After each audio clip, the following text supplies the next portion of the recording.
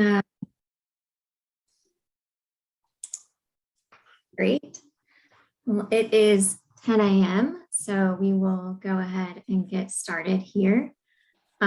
First, welcome everyone, and thank you so much for attending today.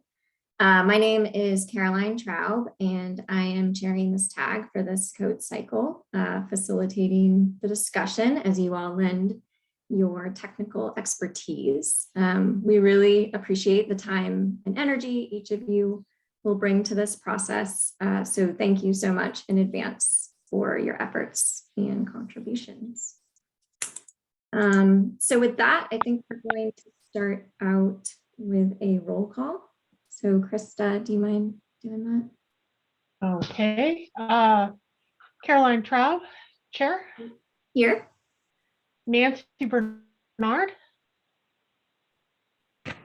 Valerie Graber. Tom Jensen. Here. Jonathan Jones. Here. Sorry, it was my mute button was far away. Ken Kiker.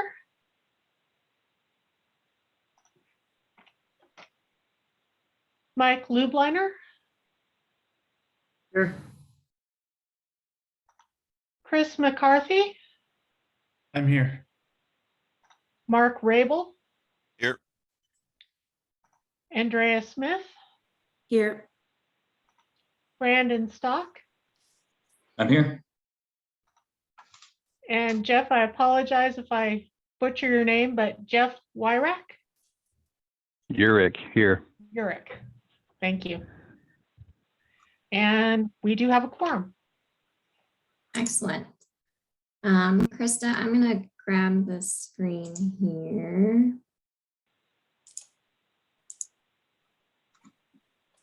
Okay. Everybody see that okay? Awesome. So I just wanted to highlight real quick on the roll call there before we go any further. Just you may notice there are 2 empty seats on this tag. So if someone here on the call wants to be part of the mechanical tag representing the viewpoints of construction, trades, or utilities, it is not too late. So please don't hesitate to send a letter of interest and resume to the SBCC email address noted on the screen. Or if you'd like to be an alternate to any of the seats, that is also an option. Are there any members of the public who would like to be recognized in this? Sure. Good morning, everyone. This is Terry Beals representing Sound Transit. Welcome. This is Larry Andrews representing Andrews Mechanical. Did you get that? Yes, thank you for being here.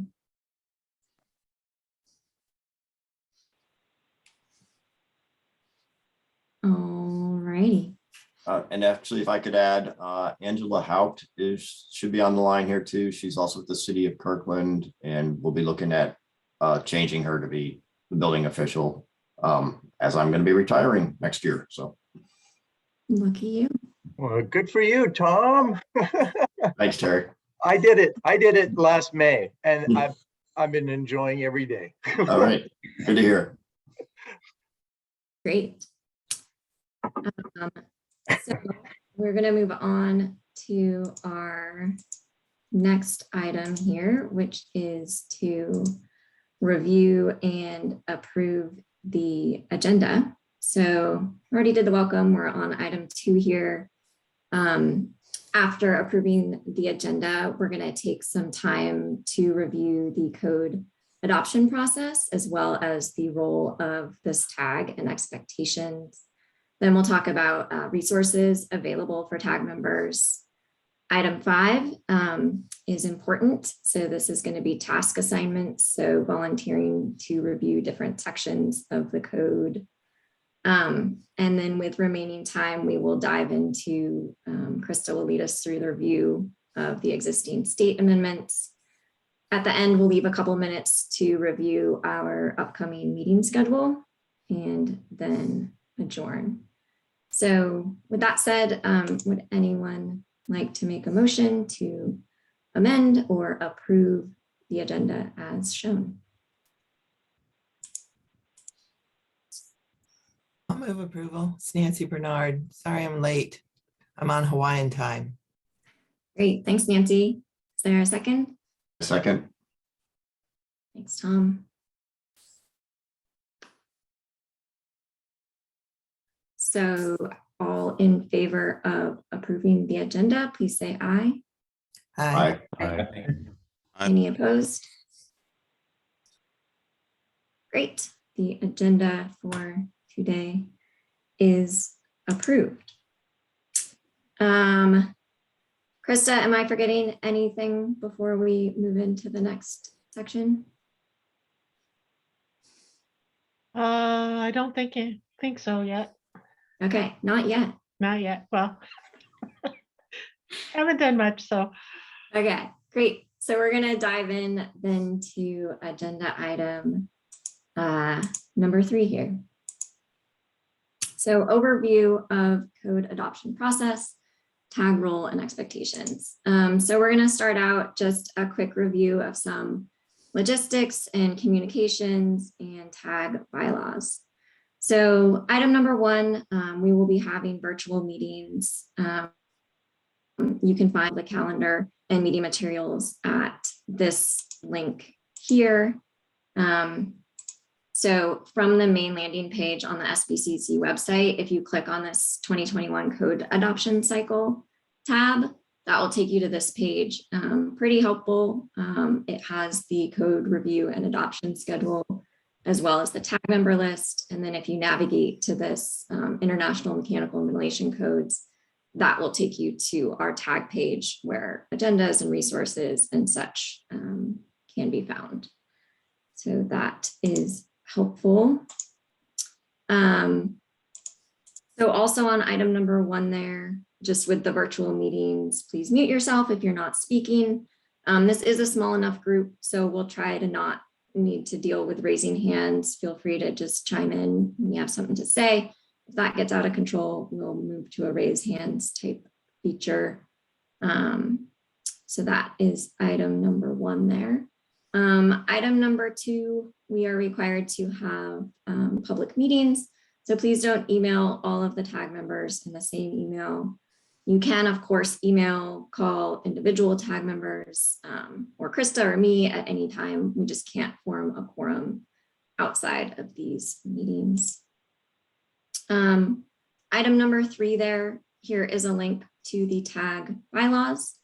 So a couple of important notes on those. We need a quorum to conduct business and move ahead. We currently have 11 members on the tag. So we need at least 6 members present to make a quorum. We can't vote on anything without a quorum, so please do make every effort to attend our meetings. Within that quorum, majority rules for any votes that occur, and we will generally just do voice votes unless something is controversial. That said, please speak up if at any time you would like a roll call vote on a specific topic. Item number 4, tag member expectations. First, I think we all hope to be considerate and efficient with each other's time. So please show up to meetings as is possible and complete the homework for your task assignments that you volunteer to provide. And then second, we are all here volunteering, so let's just be kind and generous with our knowledge and respectful of all views. Item number 5, Krista is our amazing, incredible SBCC staff person. So you can reach out to her or me with any questions or concerns that you have along the way. So any questions on any of this before we move into some background on the code adoption process? All right, I'll keep plugging away then. So just wanted to level set on some general information that many of you are probably familiar with, but big picture, we update and adopt codes on a 3-year cycle in Washington state. So the 2018 codes went into effect a bit delayed on February 1st, 2021, and we are currently working on the 2021 codes. So the 2021 codes will go into effect on July 1st, 2023. And to better manage just the workload of updating all the codes in that 3-year cycle in Washington, we split the codes into 2 groups. So the work on group 1 codes mostly happened in 2021. And those codes are the building code, the fire code, the commercial energy code, and the wildland urban interface code. So I think that code just moved to group 2. So the group 2 codes that we'll tackle in 2022 include existing building code, residential code, the residential energy code, the plumbing code, and the mechanical code.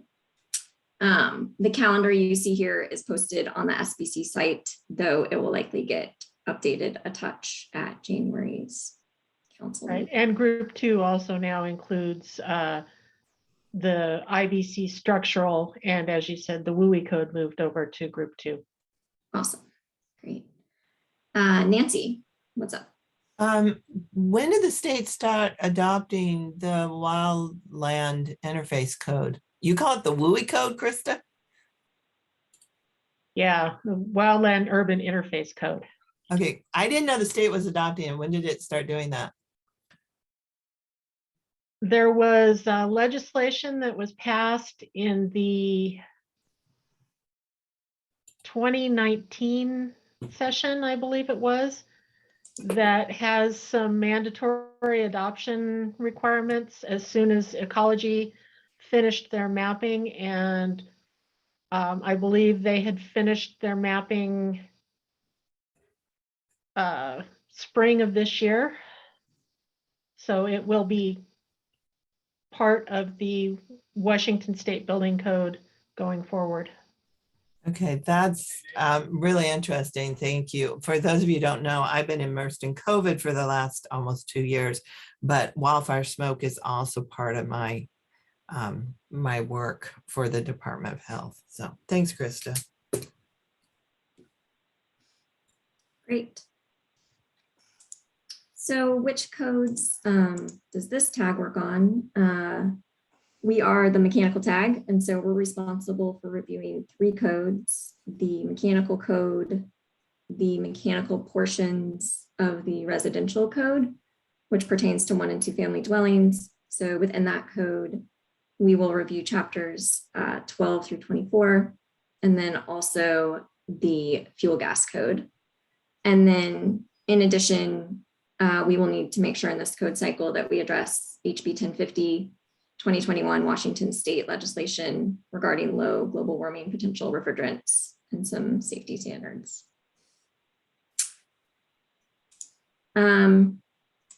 So high level process overview for every code cycle. For the mechanical code, we use the international code as the base, and we apply Washington state amendments to that code. So for the 2021 code cycle, this tag needs to start out the process by reviewing those 2018 Washington state amendments, as well as the 2021 international code significant changes. So our first task or work product is item number 1 shown here as the existing amendments report. So the existing amendments report is an Excel document where we review each existing 2018 Washington state amendment and determine if, in light of new 2021 changes, is that 2018 amendment still needed, or should we modify it or delete it? So that's really deliverable number 1, the existing amendments report. And then the second task is the significant changes report. So we will review the significant changes to the 2021 IMC, the mechanical chapters of the IRC, and the fuel gas code, and we will determine if we should adopt with modification or not adopt. So that's really item number 2 shown here, the significant changes report. And so both of these items are what we will be working on as a tag for the next 6 weeks with Krista's guidance. And then the third item we are responsible for is the proposal recommendation report. So this one comes after the code proposal window, when we have received hopefully a small number of mechanical code change proposals. And we review those as a tag and determine for each proposal, do we recommend to adopt with modification, or deny? So that is the last piece of work. And that, again, will not happen until after the proposal window, the 60-day window this winter. So we'll probably be reviewing those proposals in the spring. So on that topic, just a quick note about mechanical code proposals, as some of you or others on this call might already be thinking about those. So you can find the required proposal form on the SBCC site. From the main page, if you click on state codes, regulations, and guidelines, you will see forms in the drop-down menu. That will take you to this landing page. And for mechanical proposals, you want to use the statewide code change form. And just want to highlight that as part of that form, proponents are required to provide a cost analysis if there is an economic impact. So that is an important part of submitting a complete proposal for this tag to then consider. So just to recap, kind of, why we exist, what we're trying to accomplish here as a group. The tag has three main deliverables we need to provide to the MVE committee for the full council to consider. And the first two items we hope to complete in January, and those are the existing amendment report and the significant changes report. And then the third item will not be completed until spring or summer 2022, after we have received and reviewed the mechanical code change proposals. So that kind of concludes the spiel or background info on code adoption and tag expectations. Are there any questions on any of that before we move on to tag resources? Jeff. What constitutes a significant change and where do those come from? Yeah, so the ICC publishes a report that summarizes what they perceive as the significant changes. So that can be one source. And then also the 2021 red lines, so that the individual reviewing a chapter can also look at that and say, hey, the ICC didn't think this was a significant change, but it's actually kind of important. We should list that in the report as well. So in general, that's where those will come from. Thanks. Yeah.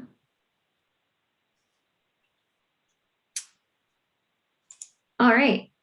Well, cruising right along then, on to our next agenda item, which is resources available for tag members. So obviously, to complete this work, the existing amendments report and the significant changes report, you will need to have access to portions of the 2018 and 2021 codes.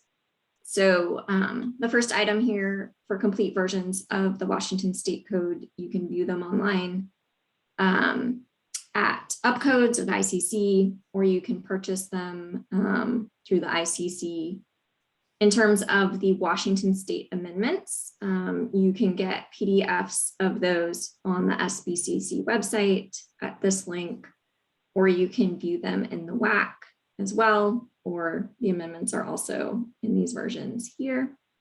And then kind of as I just mentioned, in terms of 2021 resources for items 3 and 4, you will be provided the 2021 significant changes reports from the ICC, as well as the 2021 red lines from the ICC, but only for those sections that you volunteer to review.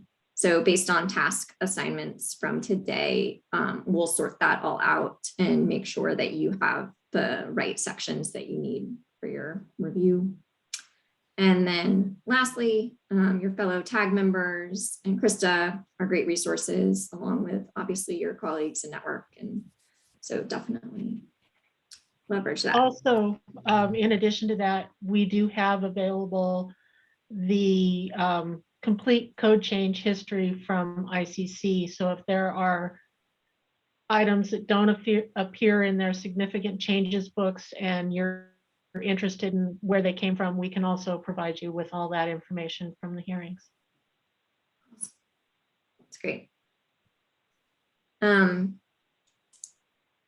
then in terms of the actual templates, you know, everybody is going to need to document the work they do in those templates. So those are posted with the agenda for today's meeting. And then Krista will also distribute them to everyone to make sure you have editable versions to make notes and comments in, so we can discuss as a group next time around. Any questions on resources or code access?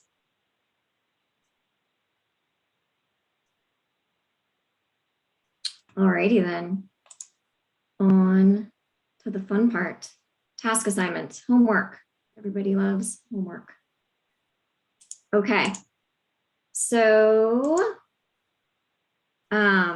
these are all the chapters in the IMC in this left table here, and in the IRC and the fuel gas code on the right. So the hope here is that each of you will volunteer to review 3 to 5-ish chapters of your choosing. Also hoping we will have maybe one individual who would take on the fuel gas code. You are more than welcome to team up with another tag member for any of these things. We can totally have 2 people working on it. The other thing to note is that we've put the tentative date of when we think we might discuss each of these items. So if you are already slammed here towards the end of the year, you may not want to volunteer for those items. We will hopefully discuss at next Thursday's meeting. But if you do, then you will also get your homework done and you might have an easier lift in January. So some pros and cons there. The other thing here is just to note that when you volunteer for a chapter, you're signing up for both the existing amendments and the significant changes for those sections. I know Valerie couldn't make it today, but she said she was happy to review anything so we can assign her some things. And then Michael, I know you reached out and you were very keen on some of the ventilation sections, so you might consider volunteering for those. So with that, I'll pause and yeah, hoping to hear which sections tag members might be interested in tackling. I'll start off here. Thanks, Tom. Interested in IMC's chapters 4, 5, and 6. 4, 5, and 6. Great. For me, also 4, 5, and 6, possibly the IRC 15, 16. That's where my expertise is, not in the other areas.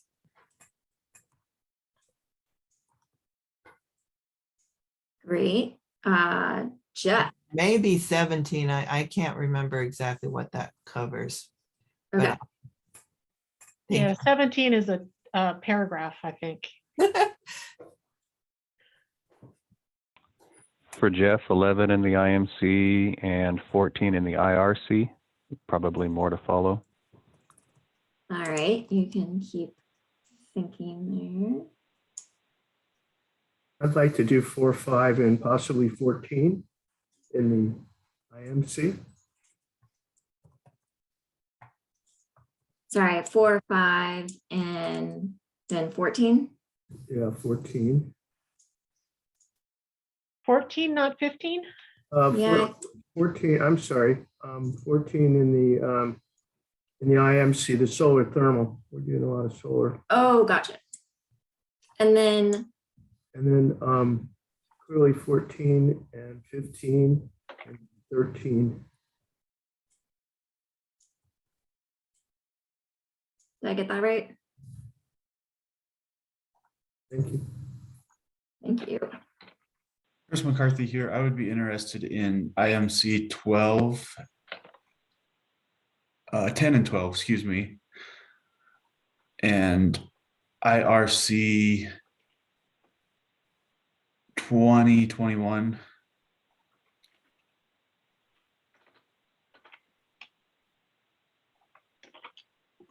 Thank you.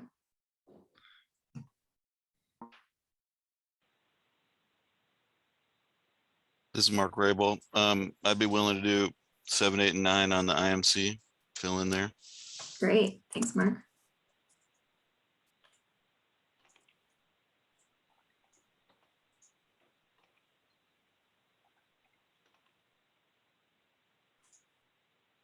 Alan, can you put me down for 23 on IRC also? Thank you.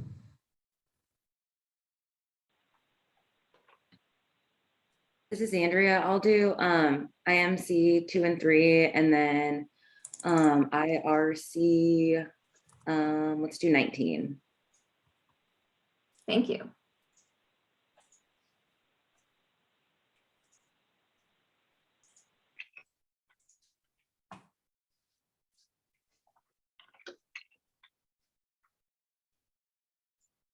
This is Brandon. I'll go ahead and jump on number 10 on the IMC, as well as 11 and 14. I'll have to double check what that means, but I've got some resources in the solar world. I'm not sure if solar thermal is the right thing, but and then similarly on the IRC, that goes with 20 and 23.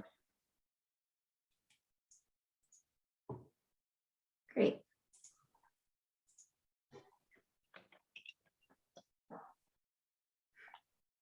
Okay. And then, let's see, this is a great start. Thank you all so much. Jeff, you have your hand up. Yeah, I do. Can I have chapter 1 in IMC and 12 in IRC too? So I can lord it over everybody else. 1 and 12. Great. Okay, and then I think we'll have a couple things we can hand to Valerie as well, which is great. So I think we have pretty awesome coverage.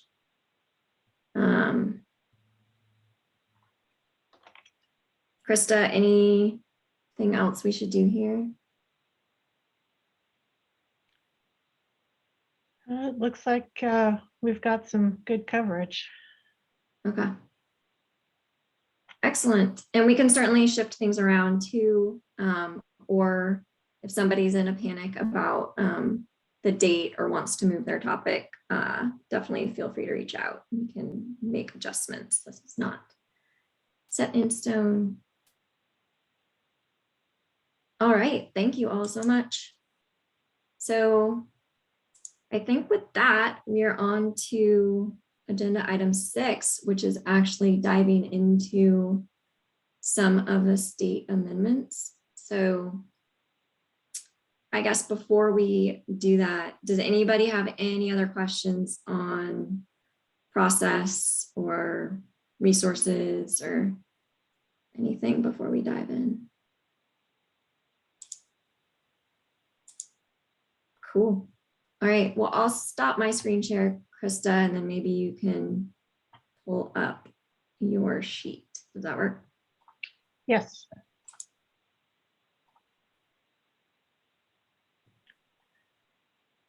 Okay, does everybody see the spreadsheet now?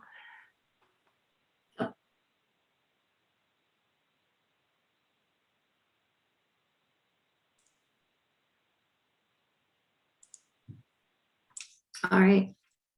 Do you want to walk us through this, Krista? So did you want to start going through this, Carolyn, or did you want me to? Yeah, I think why don't you go through the first couple with your staff recommendation, and then folks can chime in. I think just so everybody's aware, right? This is obviously the IMC scope and administration and definition. So like Jeff just signed up for this chapter and Andrea So I think we can work through some of this as a group. And then if those individuals who kind of got assigned to these chapters want to go back and review anything or make a different recommendation, I think we thought we would just use the rest of this meeting to get everybody kind of familiar with what we were trying to do. Right, and I skipped all the 00 sections. Those are pretty much just staff work anyway, just making sure that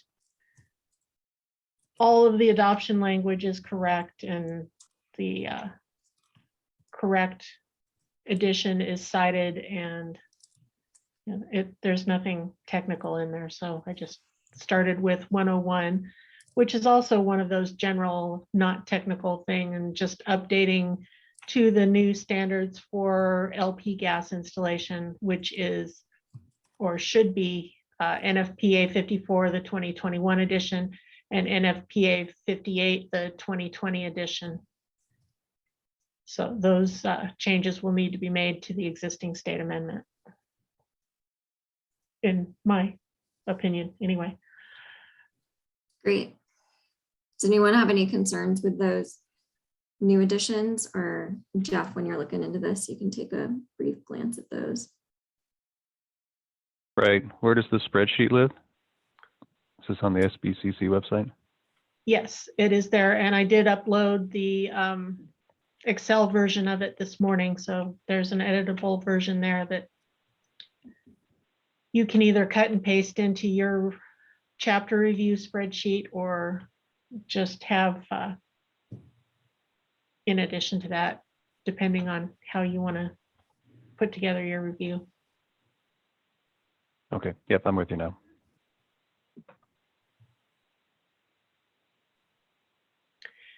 And I guess, Krista, do you want to explain maybe just the headers of this spreadsheet before we go too much further, just to make sure everybody's clear on what they're supposed to actually review here?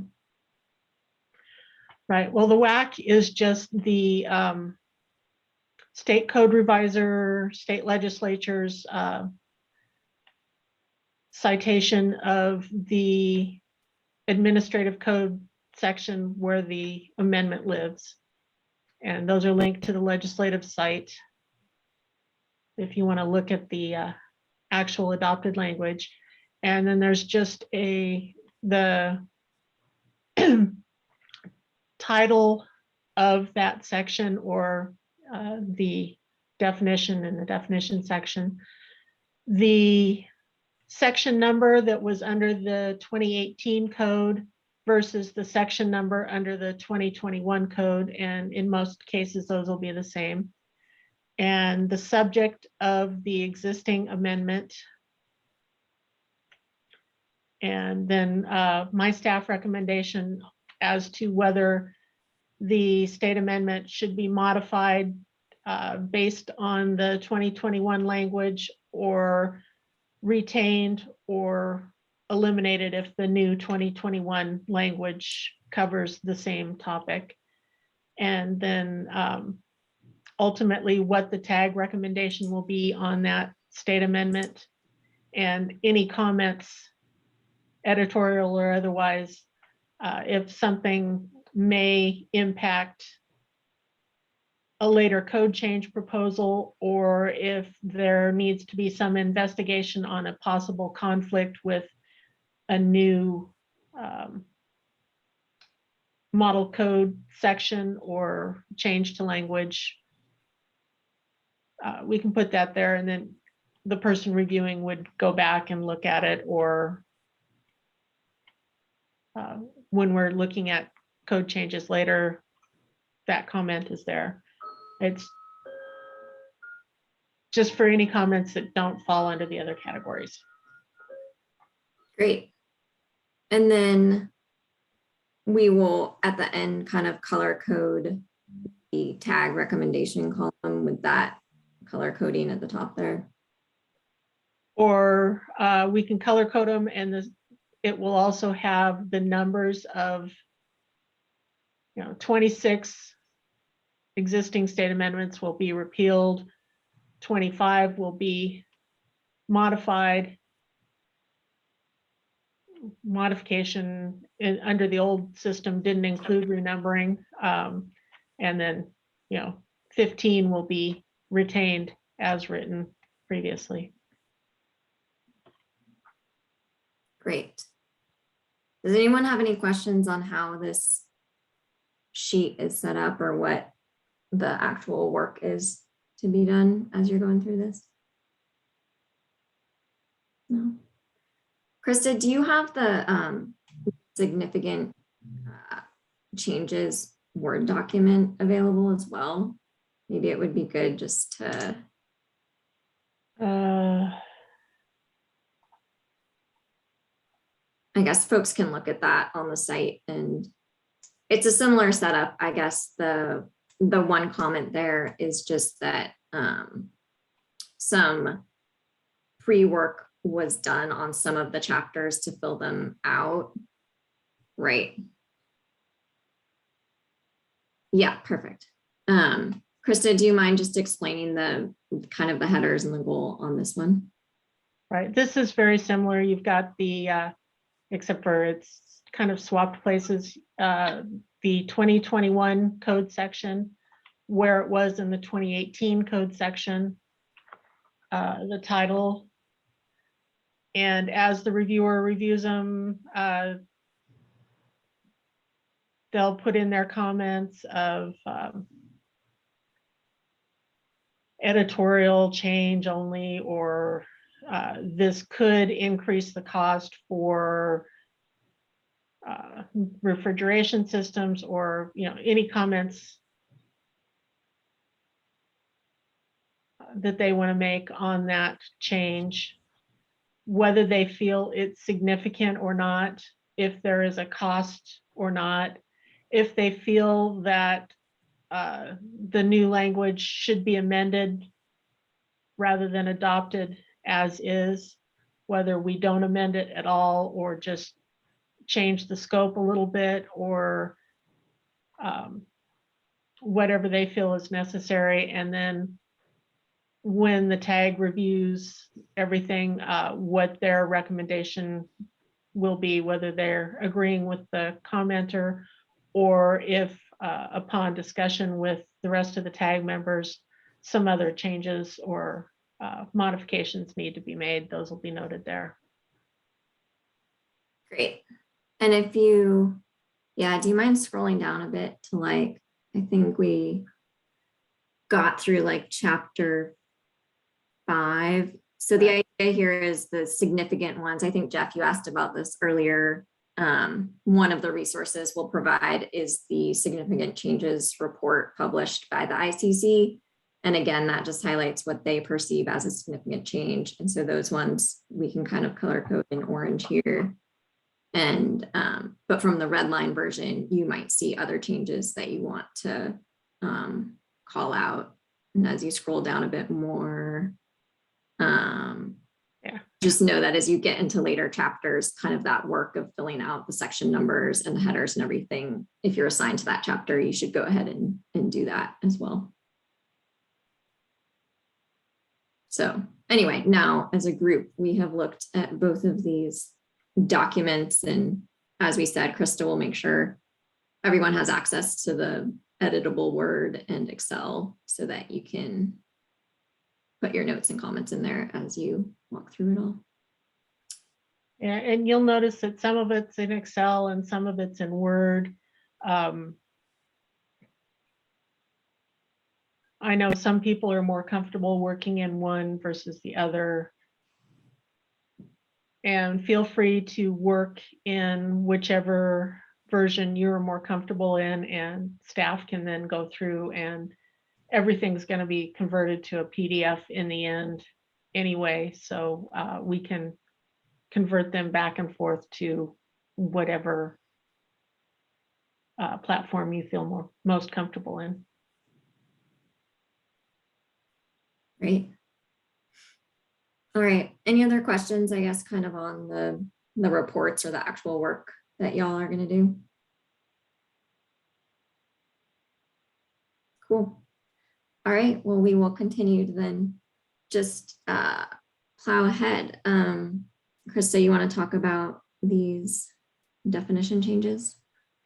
Right. Most of the definition amendments are all associated with the whole house ventilation requirements that were adopted based on legislation back in 1992. Most of them were updated over the last couple of codes to more closely correspond with ASHRAE 62.2.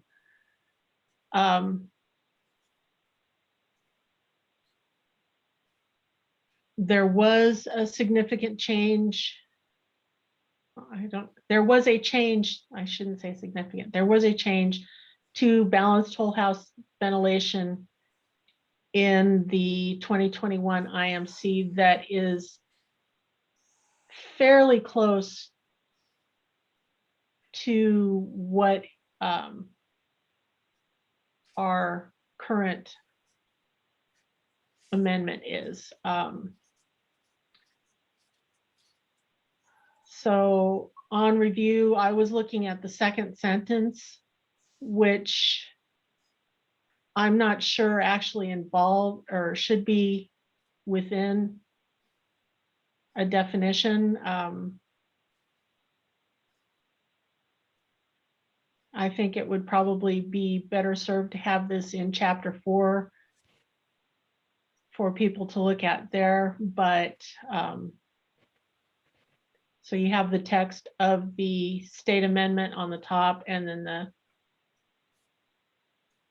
balanced ventilation definition from the 2021 IMC below it.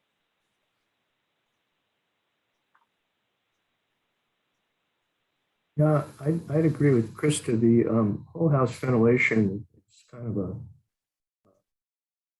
balanced whole house ventilation is separate from intermittent dryer, intermittent range hoods. So that exception maybe belongs elsewhere, not in the definition. And in terms of that, I have a question about the 10% or the 5 CFM, whatever is greater. And this is kind of an issue as it relates to how wide of a brush we look at residential dwelling units. We're talking about high-rise central mechanical systems or not. But in any event, our experience with the low flow whole house balanced ventilation is that you may have a number at 30 CFM for the entire dwelling unit. And even 5 CFM is difficult to repeat if you're actually measuring it. If you're designing, if you're just specifying this based on a design, I think it's adequate. But when you go into the field and actually try to measure repeatedly that level of flow rate, it can get very problematic in terms of repeatability and accuracy. Most of the equipment that I'm familiar with out there is highly variable, so that if there was a jurisdiction that actually wanted to verify a commissioning report at that level, it'd be tricky. Think about a solution to that. But I do want to point that out, and this was the appropriate time. Yeah, that's great, Mike. Do you see that as a challenge with the 2021 definition as well? It looks like they just went with the 10%, not the 5 CFM portion. Yeah, I think if there's a way of, in the definition, I think it's good to say that, but I think we need to be aware there's a distinction between a designer that designs for a balanced system and someone who's commissioning, and the limitations are quite different.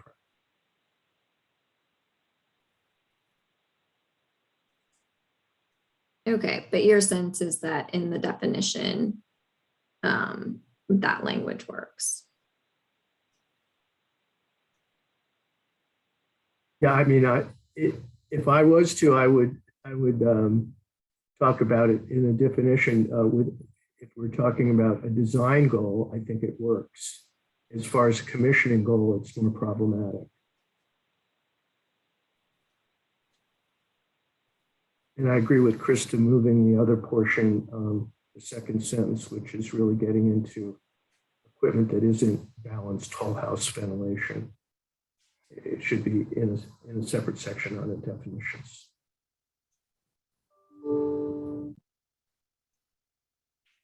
One other question I had on this one was that the IMC just called it balanced ventilation versus balanced whole house ventilation. And Krista, was your thought that we would continue to use the Washington State term, or that we would just call it balanced ventilation? Or Mike, if you have a thought on that too. That might be where the confusion arises. If you call it balanced ventilation, then the second sentence does apply. The way we amended it, I don't know, I defer to Krista. I'm not sure exactly all the history there. Yeah, and I'd kind of defer to the whole tag of whether they feel that we keep just the balanced ventilation, and then within the whole house section, say whole house ventilation shall be balanced, or we just change, well,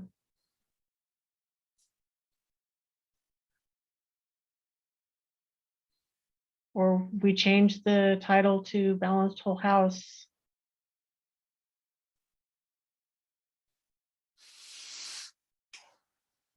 I go back and forth whether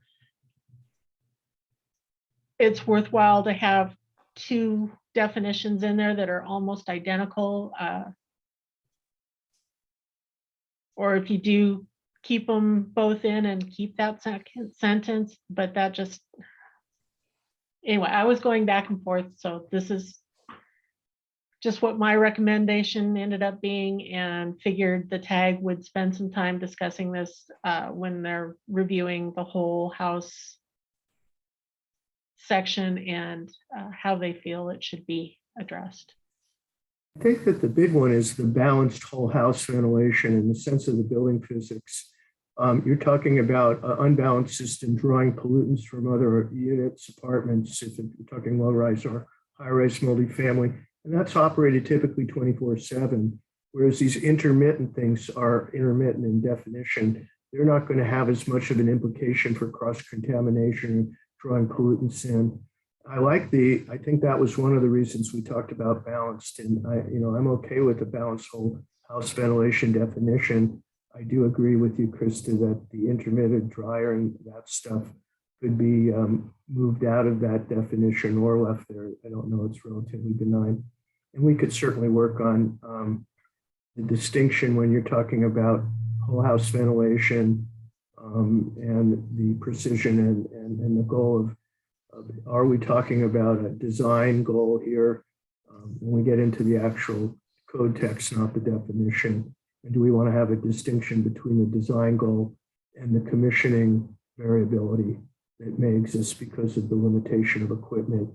And, you'd hate to have jurisdictions counting angels on the head of a pin, so to speak, on that one. But yeah, that's a good one for us to get into, I believe, and looking forward to that discussion. And I'm also anticipating that we will have some significant changes proposed to the whole house ventilation system, and that may have some impact on the definitions and how we would move forward on that as well. That's a great point, Krista, just that whatever we decide for the existing amendments report, the code change proposal can further modify that if we aren't able to get it just right at this point. Okay. And then the remaining ones are all, well, permanent construction isn't necessarily the whole house, but these are all amendments that were made based on Washington State amendments to the code. And since those amendments later on are being recommended, or my recommendation is to retain them, that the definitions associated with them should be retained as well.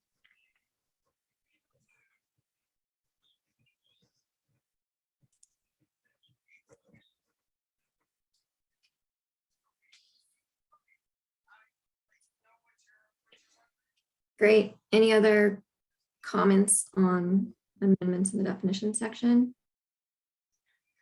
It's pretty straightforward. Let's move on to chapter 3. And the amendment to section 306.5 was initially submitted to make sure that the code language matched the WSHA standards from L&I. And from what I was able to find, there were no changes from L&I, so we should retain that state amendment. There was an added section on appliances above the ceiling that was based on some previous language in one of the codes that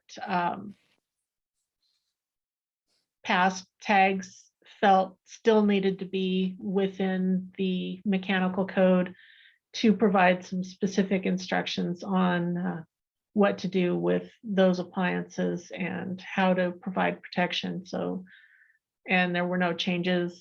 So that again is recommended to be retained.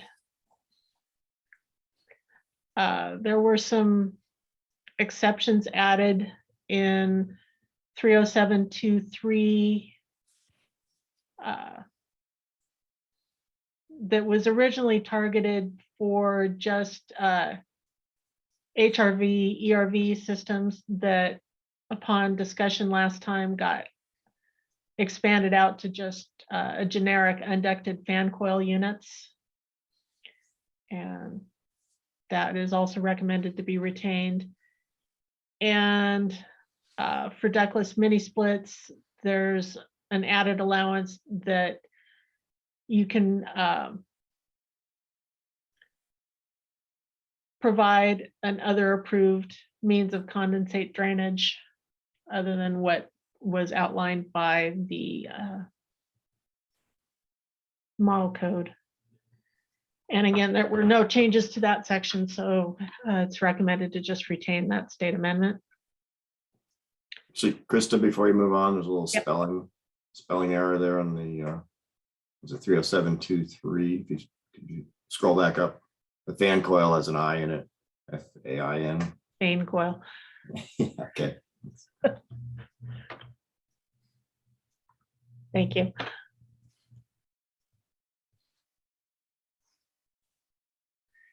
And the ventilation section had some fairly significant formatting changes in it just to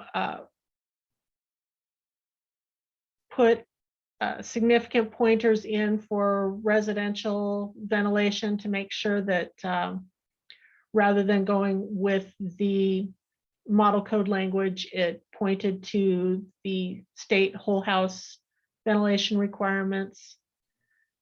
And in this first section, there weren't any changes to the model code, so those were all recommended to be retained. For intake opening locations, there were some modifications in the 2021 model code language. And one of them does take care of part of the state amendment. So I'm recommending that we modify the existing state amendment to make it conform better with the 2021 language and just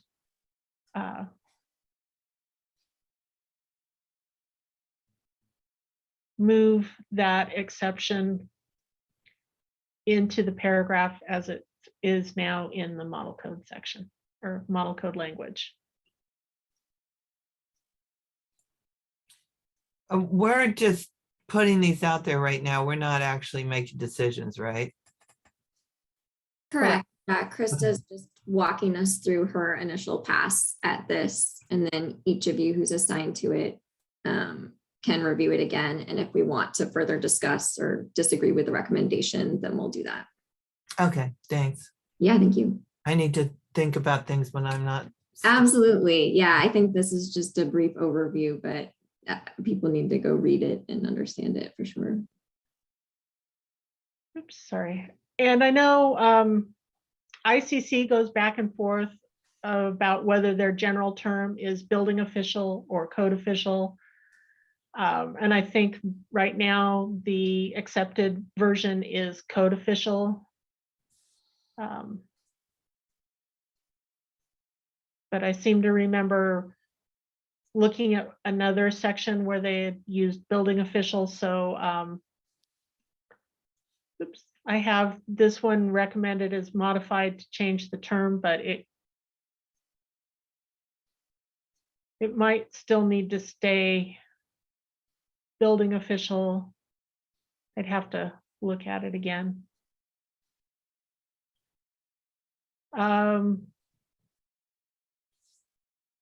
For the 403 sections here, there were no changes to the IMC 2021 IMC, so these state amendments would be retained. Again, pushing people towards our state ventilation amendments and the allowance to use ASHRAE 62.2 as an alternate.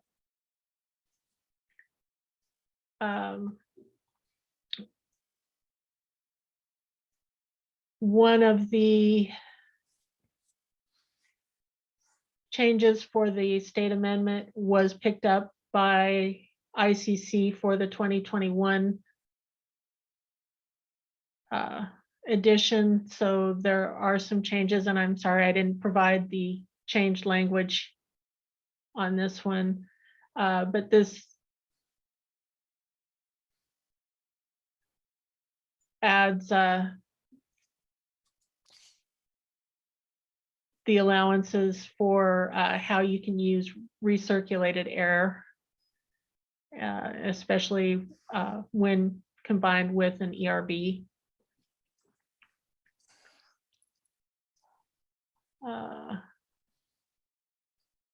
Again, more pointers to the whole house requirements that should be retained. Can I add a comment here? This Larry from Andrews Mechanical. Hi, Larry, go ahead. The 403.3.1.1 adds requirement for outdoor air to be ducted into each occupable space except clarified with a backstop.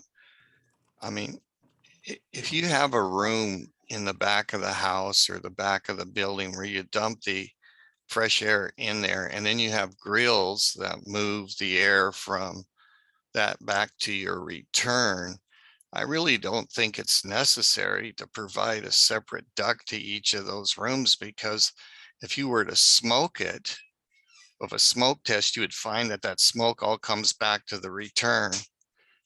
And I mean, to look at some way of being a little more cost effective here.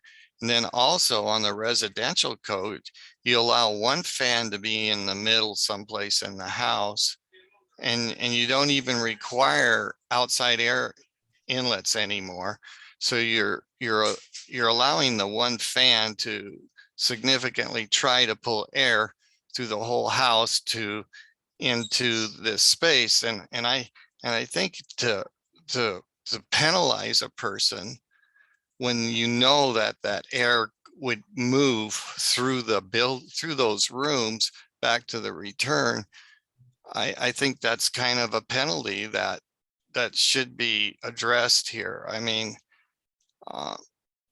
you know, if on the residential code with the fan, you don't even, if you have an interior room, how would it even get the air, you know? But and we're allowing grills to be put between walls, and so that air can move from one room to the other as long as there's a path from the room to the return air where it's going back out. I think that should be allowed rather than having to put a separate duct into each one of those rooms.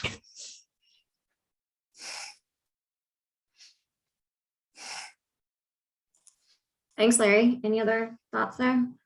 Yeah, I think Larry's got a good point. It really shows a difference between a residential, say, dwelling unit, an R2 low-rise. It's our experience that typically isn't a ducted central system, and there is no exhaust. There's no return. There is a central exhaust. 62.2 has been trying to address this issue for years, whether it's in the IRC related single family or low-rise multifamily. If you have a central exhaust, where's the air coming from? When we had the tag last time on the current code, there was a recommendation that we require a balanced system for multifamily. It isn't one required for single family. And if I recall, the reason was that you're pulling pollutants from other people's apartments. Correct me if I'm wrong, Nancy, this goes back away. And there was a distinction that we don't want exhaust only, we want balance there. On the IRC, it might be a different thing. And I should point out that 62.2 currently allows for exhaust only systems. And whether the system is got a centrally ducted with a return or not. I think this is going to be an important area for us to work on in the future. I had a question about that 62.2 as it relates to one of the earlier columns or rows that we saw. And that's for Krista, is when we talk about 62.2, are we assuming that's the most current version or any version? And maybe that's not appropriate discussion now, but it's really drives, as I pointed out, as I will point out, in the ventilation rates. And so that's something that also plays into this. So it would be the version referenced in the reference standard section, and I think it's chapter 15 here. Yeah, it's 2012. Or if somebody wants to submit a code change proposal, because these recommendations and everything is just based on the changes made for the 2021 code. In order to make a modification to it on something that wasn't changed by the model code, it would require a code change proposal, because then you'd be looking at overruling a council determination, and that takes a code change proposal. Thank you. That's exactly the guidance I needed as we move forward. Yeah, this is Nancy. I want to take a look at the changes. You're saying that the 2021 IMC is still referencing a 2012 62.2?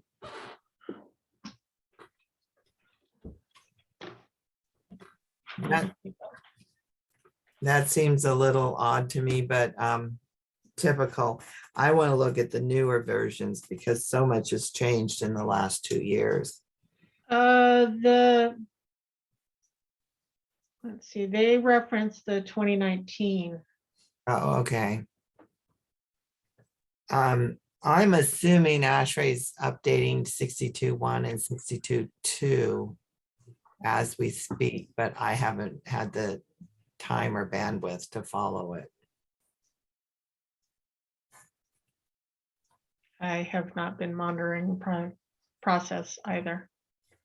As a member of 62.2, yes, working on the residential, and one of the big challenges is discerning between the single family residence and the multifamily, kind of getting towards what we were talking about last time, Nancy, about pollutants from other people's apartments as opposed to pollutants in a single family residence. Yeah, and that continues to be a huge issue. And of course, with COVID, it raised its head also almost 2 years ago. I tell people we were visionaries when we came up with the balanced requirement because it was just before COVID, if I recall. Yeah. So I mean, that's something I want to take a closer look at. I'll have to review a lot. So Krista, as part of the 2021 significant changes, then because it's in the IMC, the 62.2 reference would get updated to 2019. But if we wanted to go to an even more recent, potentially unpublished version, that would require a code change proposal. Yes. Okay. Or staying at a previous edition, which has also been done in the past. Great. And so for a lot of the 403 sections that we've got state amendments to, there were no changes to the 2021 IMC. So those amendments are recommended to be retained. There are currently some expedited rules going through the process. So the existing state amendments will be somewhat modified. I think most of them are reflected in this review report.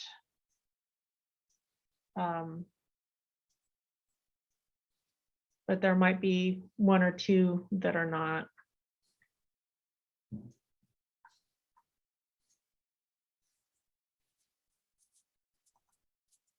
Going down to chapter 5.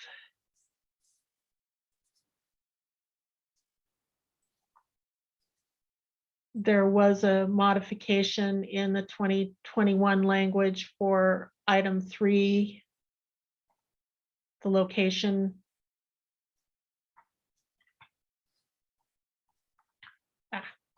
Oops. That's not going to open for me. Allowing combination termination fittings. So that should be accommodated within the existing state amendment.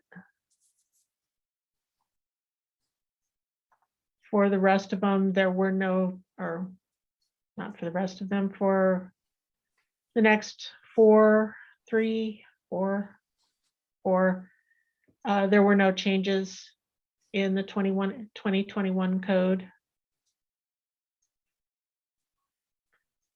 On exhaust ducts, there were some changes a couple of cycles back that didn't get integrated into the existing state amendment, and those changes should probably be made just to make it easier to understand and work a little bit better with the model code. There is no technical change in doing that, and the initial reason for the existing amendment is still retained, just taking out natural ventilation. It just reformats it slightly editorial. And it's just easier to keep the language as similar as possible to the model code. That way, in the future, the intent of the original underlying state amendment is easier to find, and it's just tidier in the long run. There was also a change to section 506.3.9.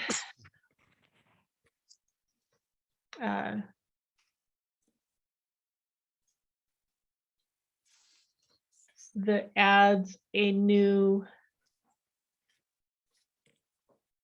item in there that should be integrated into the state amendment. No changes to the next 3 existing state amendments in the model code.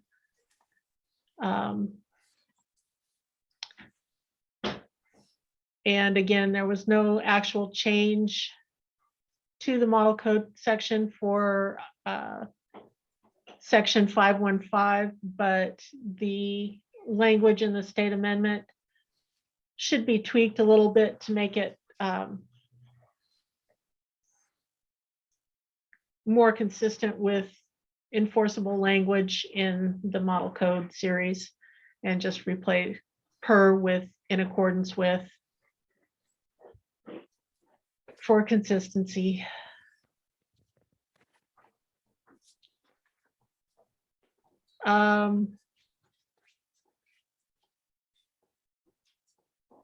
There were some changes in section 601.2, and this should probably have been folded.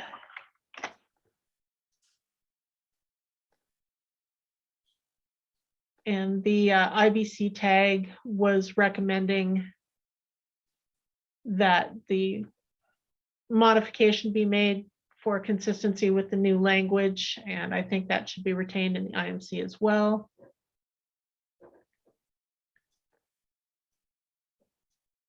In 602.1, just a note that there was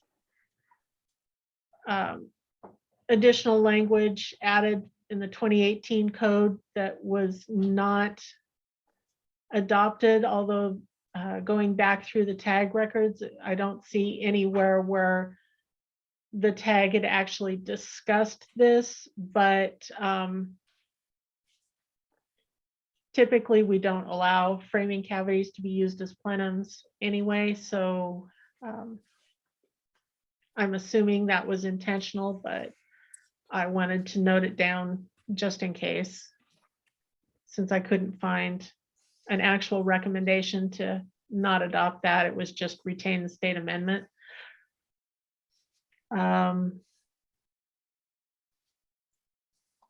There were some editorial changes to 603.51. Again, it was nothing technical. They just changed some of the wording around to make it a little clearer.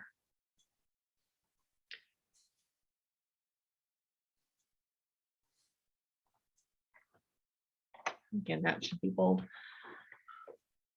And no change to in the 2021 IMC for the rest of chapter 6. And there were no state amendments in either chapter 7, 8, or 9.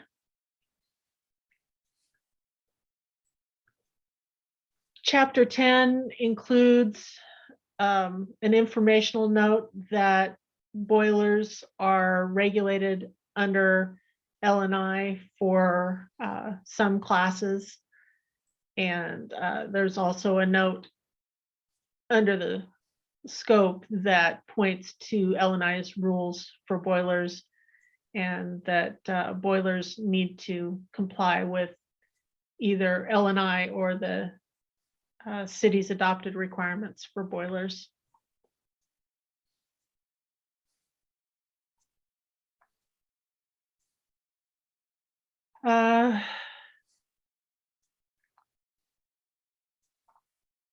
This is one that is going through an expedited rule right now. So there's no, it looks like there's no existing state amendment, but there should have been. Somehow an adopted change did not get filed with the code revisor's office when we adopted this. And this is one of the sections where we had adopted specific low global warming potential refrigeration standards within the sections.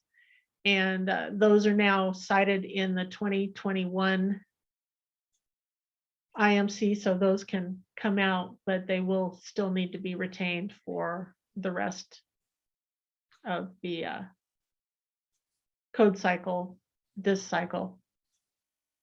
So that's kind of confusing, and I apologize, but these two sections should actually be there referencing a UL standard, and I think the other one is an ASHRAE standard. I think it's ASHRAE 15.2 or 15.1. Right, one of them is ASHRAE and one of them is UL, and it's just, I think the cited reference in the 2018 IMC is a 2012 edition, and we had adopted the 2019 edition, so we wanted to be more specific on what particular section an accepted refrigerant would need to meet. So that's added in there.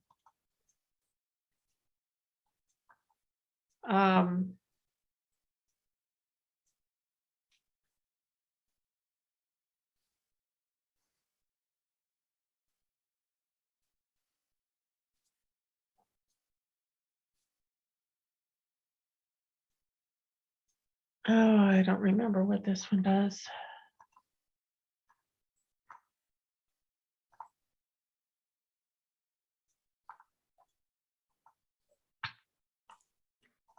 I think the IMC, yeah, removed, or the 2021 removed. Yeah, I know the 2021 did. I'm trying to remember what the.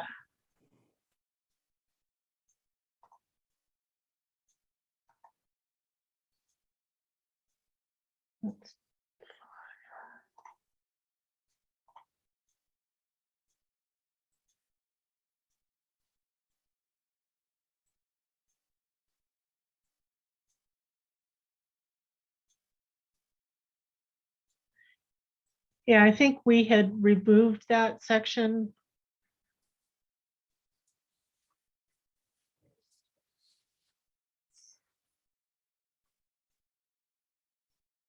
Oh, I'm sorry, I didn't put the language in like I did on some of the others.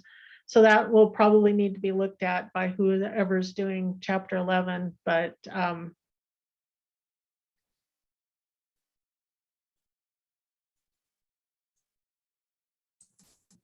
Got it.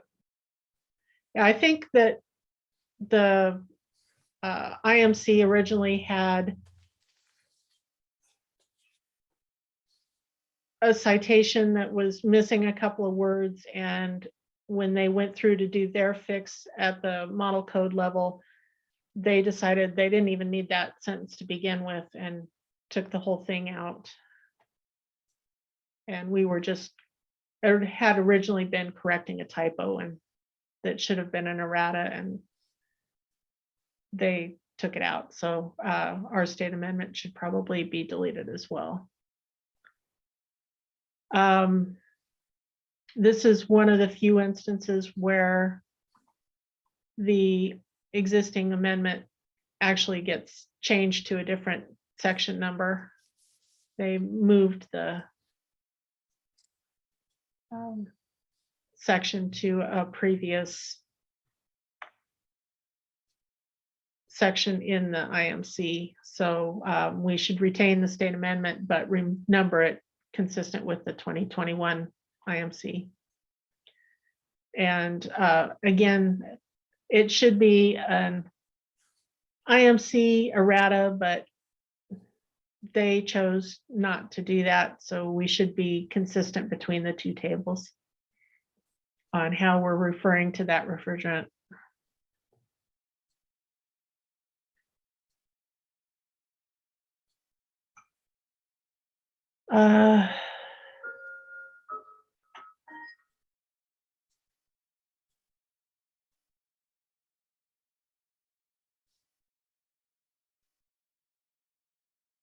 And this was one where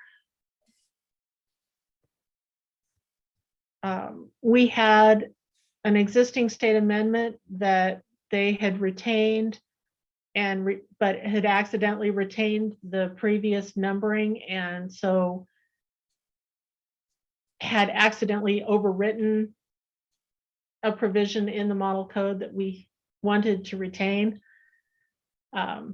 And in the model code itself, that language had been moved up to the scoping paragraph rather than as a subparagraph. So this just modifies that to move the existing state amendment that was in 1209.5.1 up to 1209.5 to match the model code language. And that is being done in an expedited rule now. So we get that text back for the existing model code 120951. And then there was no change to 1210.76. Can I talk just a little bit about the 1209.5? This Larry from Andrews Mechanical. Please, Larry, go ahead. I've got a little concern here about when it talks about slab edge insulation. And what I want to make sure that this doesn't take out is one of the biggest things for reasons for going to a snow melt system is for safety. Okay. And if we put an edge insulation on the edge of the slabs, that doesn't allow for the heat to run out into the soil. And the reason why we want the heat to run out into the soil a little bit is so when the water comes, the water will go into the ground. And I just want to make sure that that is still allowed here, is that we're not putting vertical edge insulation along the slab here, because then that would inhibit where the water goes. And the whole purpose of a snow melt is for safety. And we have to get the water off the slab out into the ground area so it can go into the ground. But if we add this slab insulation, then we've got on the edge, then we don't have anywhere for the water to go. And then the water will start damming up, and then it'll all be froze. Do you see where I'm coming from?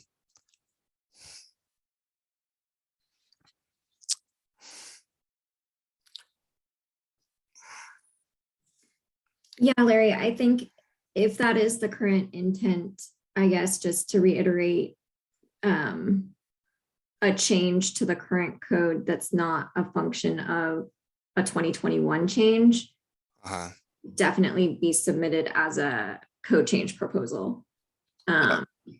So my concern is it, are we just talking the 2 feet slab edge? Is that what we're talking about here? Or are we talking about actually putting some insulation between where the slab ends and the ground out there? That's where my concern is. Personally, we insulate underneath all our snow melts with 2 inches of foam. But I leave the edges open so that water has a way to get away. And sometimes wherever there's a drain, if we have to put a drain in, we will actually run heated tubing over there to that drain to maintain where that water needs to go. So as it reads, sorry, go ahead. I'm sorry, Larry, does the or address that? Right. That's what I like the first part of it, but when you put the or in there, the R5 insulation under the slab and then the slab edges, that's where my concern comes in, is at the slab edges.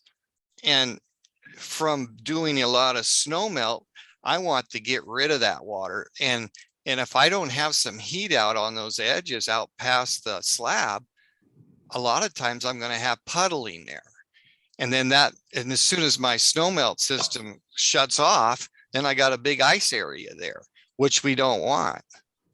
Yeah, I think what Mike might be pointing out is that as it reads, you can have R10 under the slab or R5 under and at the slab edges. So it sounds like you can choose which approach to take there. So is that just R5 at the first 2 feet in?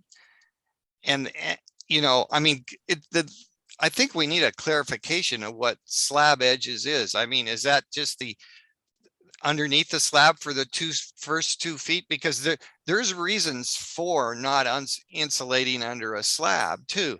I mean, if we got a helicopter landing out there that's critical, a lot of times that might be the case where the first 2 feet coming in from the ground, we would put an R5, but what we want to do is have a heck of a mass under there. So no matter what happens, we have that area clear. I mean, there's different degrees of snow melt systems and what we're trying to achieve. Like if you got a helicopter port, like up at Holy Family Hospital in Spokane, that's on the ground out there, you want that port to always be free of snow.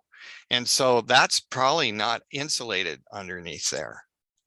Okay. So no matter what snow condition comes, there's enough heat mass there to keep that pavement clear. Yeah. Larry, if you feel clarification or improvements could be made to this section, I think looking at the energy code and how this is being interpreted and then submitting a code change proposal for this section is certainly welcome. Okay.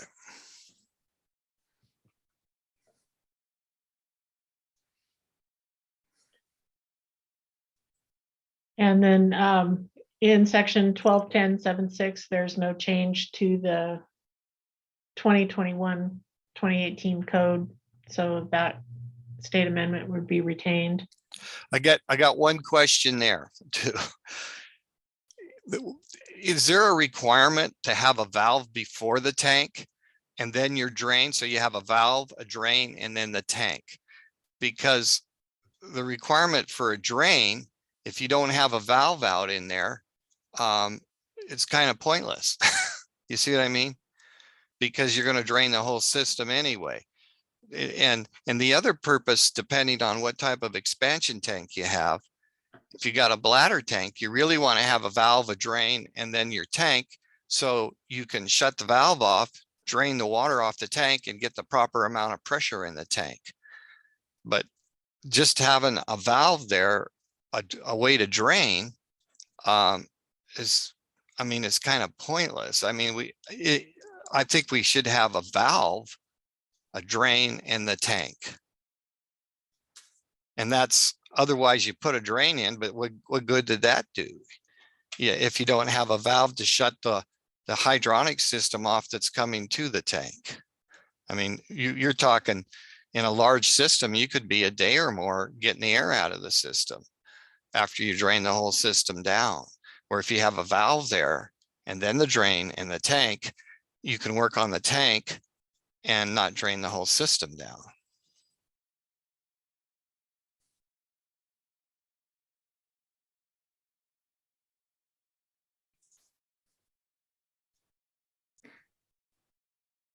Thanks, Larry. Does anyone want to comment on Larry's comment before we move on? All righty, back to you, Krista. Okay, there were no state amendments for chapter 13. And the state amendment to section 1402.8.1.2 was picked up by the model code in the 2021 language exactly. So that state amendment can go away.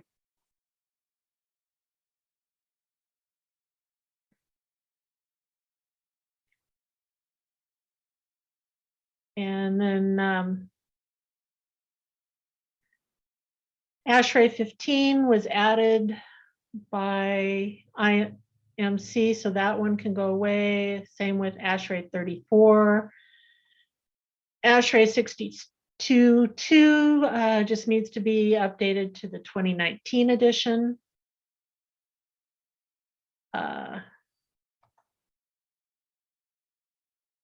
Retain the state amendment for the UL ANCE CSA.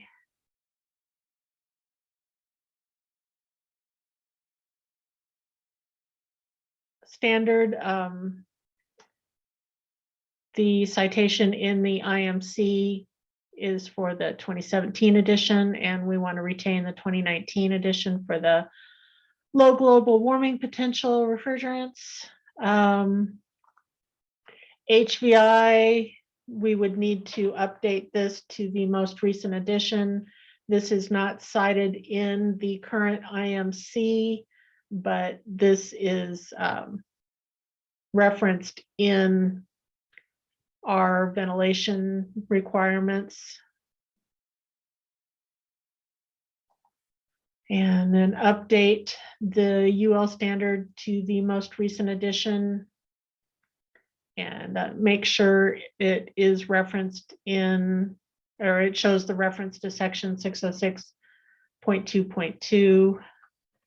And again, the UL CSA ANCE needs to be updated to the 2019 edition. Krista, Mike Lubliner here. On the ASHRAE Standard 15, it's a question. I understand that they're looking at a 15.1 and a 15.2. And I can do some recon on that. 15.2 obviously being addressing safety with semi-flammable refrigerants in residential dwellings as opposed to commercial. So if just a point of reference is in question is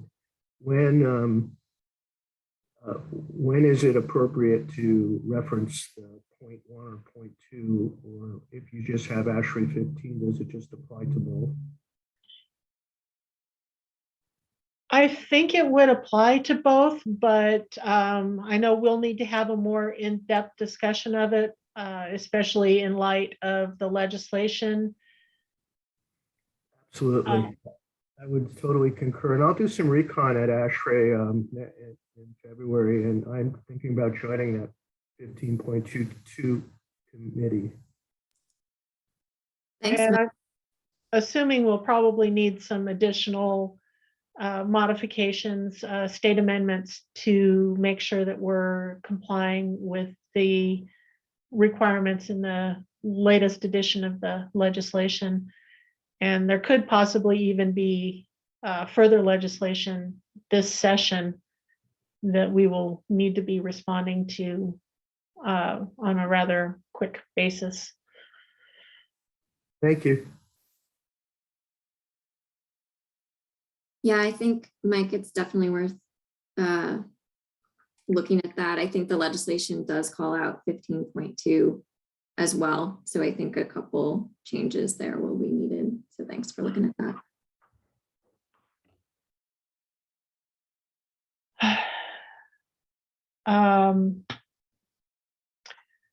Since there's only one item for the International Fuel Gas Code, and that's just updating the LP gas standards to the latest editions there, we can get through that fairly quickly.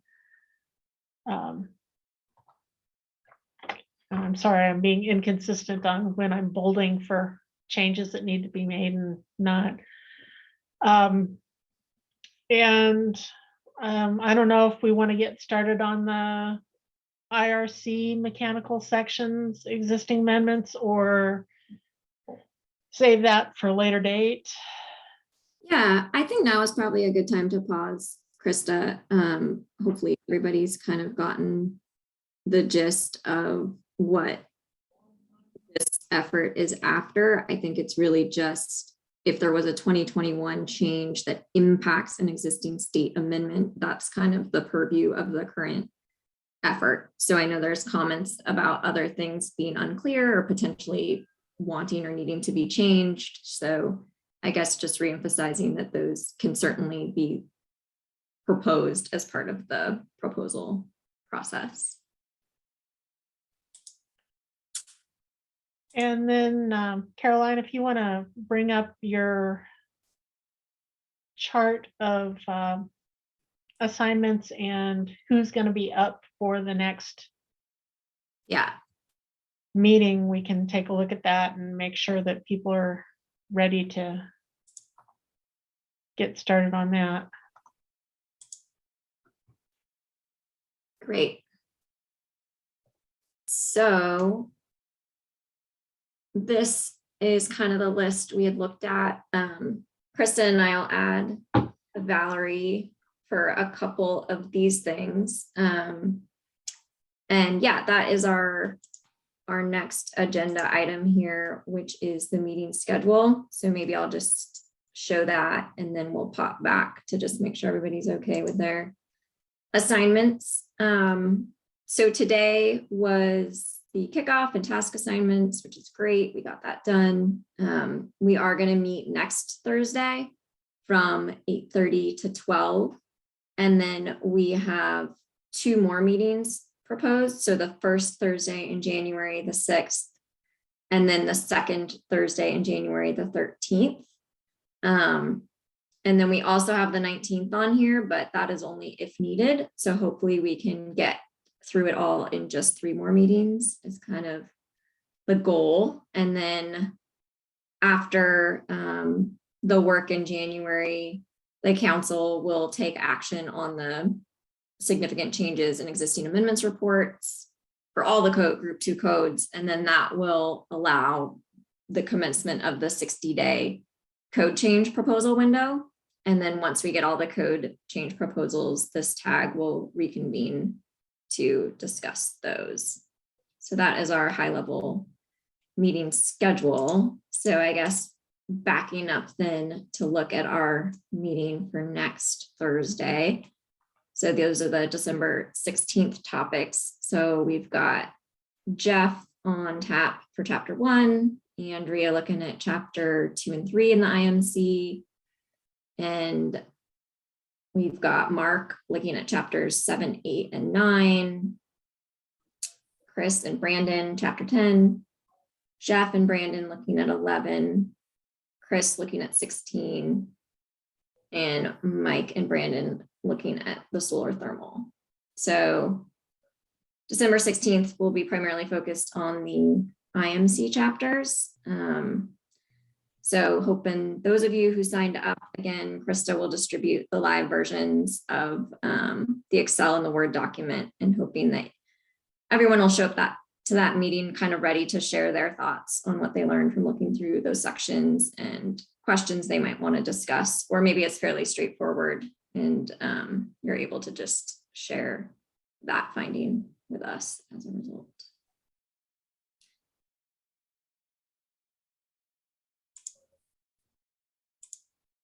All right, well, I think that kind of covers everything we were hoping to get through in this meeting. Any final parting questions or comments before we hop off here today? One thing. Yeah, go ahead.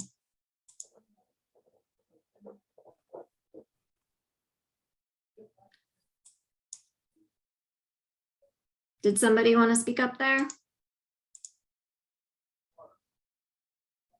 Going once, going twice. All right. Krista, do we need to make a motion to adjourn, or do we just adjourn? I think we can just adjourn, and I will make sure everybody gets the appropriate resources for their assigned chapters and get that sent out to you today. Awesome. Thank you so much. Great. Well, thanks, everybody. Appreciate your time. Looking forward to working with y'all. Have a great rest of the day. Thanks for running a great meeting, Ellen and Krista for supporting it. Appreciate it. Excellent. See you all next week. Bye. Hi, thank you. Thanks, Al.